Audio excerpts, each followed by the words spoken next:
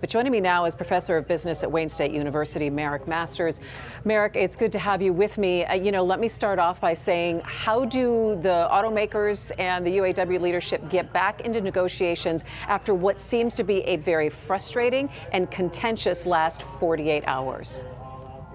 Well, I think the first thing they have to do is put that frustration and contention behind them and get focused on the issues at hand. And I think they realize that they are far apart, or what seems to be far apart on some of the issues. But there is a deal that can be struck. And I think if they focus on the key issues revolving around wages, temporary employees, in progression, and doing something for the retirees, they'll be able to bring about a deal and get this strike over with sooner rather than later. Yeah, and I think I want to go through some of those details because I think we do just focus on the percentage of pay raise. And I do want to ask you about something that's been floating around the last 24 hours. We've heard a lot of interviewers and people from the media asking Jim Farley, Mary Barra, well, since you've had a 40% pay increase, why shouldn't these workers have a 40% pay increase? Can you really equate the two? Well, I think you can, but also there's a more reasonable justification. In your previous segment, you had one of your reporters talking about a worker who makes $28 an hour. Well, the average worker in the UAW made $28 an hour in 2007. If you gave them a 47% increase in pay now, which would be adjusting for inflation, they'd make over $41. Essentially, they're asking for a pay increase now from about the average worker makes $30 to $43 at 46%. They're down from that now. They're very close. They're saying, give us what we would have gotten if we'd have gotten a COLA. We'd be the same as we were if we'd kept up with inflation today, without all the wage freezes and other setbacks that we've had. Let's look at some of the fine detail points. And I think, you can probably explain for us a little bit better about the art of negotiation in the back and forth when you throw a lot of things on the table, knowing full well that maybe about the bottom three are going to drop off. And that's just part of where the back and forth and the concessions can come from. I'm looking specifically at that 32-hour work week and maybe pensions instead of 401ks. What do you think about that? Well, I think 32 hours a week is going to be difficult. I think they'll be able to come to some sort of an agreement on adjustments in overtime, maybe limitations on forced overtime, a paid off time, parental leave, those kinds of things. I think they can be worked out. The other things, I think if you're talking about bringing back the things that they had to concede in the bankruptcy era, such as defined benefit plans or retiree health care, I don't think those things are doable. And I think the companies would put themselves at great vulnerability if they were to concede those things.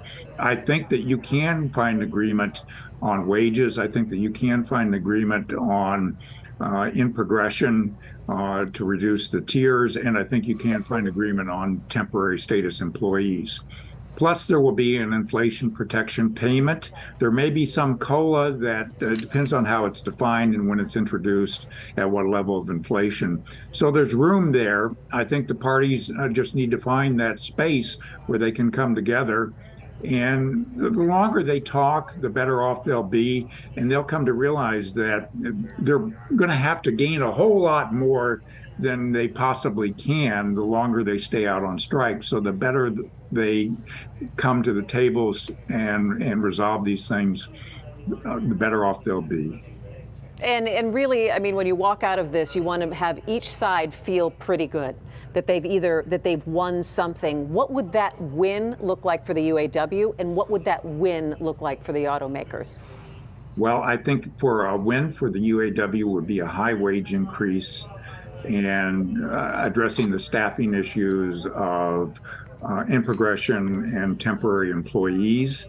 I think for the companies, it would be avoiding things that are built into the base, into the fixed costs, the labor costs, having as much more of it variable through profit sharing or lump sum payments, and also maybe address some of the operational issues that they're concerned about, performance-related issues, to ensure that they maintain quality and productivity. All right, we know that there will not be any negotiations today and throughout the weekend. What would you expect if you were on both sides of the table and rolling into Monday morning? What do you think some of those conversations are this weekend? Well, I think that they would be focusing within their teams and getting their positions squared away, making certain that they're fully prepared and getting new offers ready to present at the table and to get down to business as soon as possible. Do you think that we're going to see some speed now?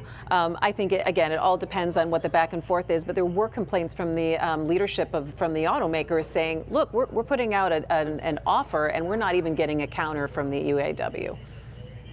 I think that the premium now is on being expeditious about this because people are out on strike.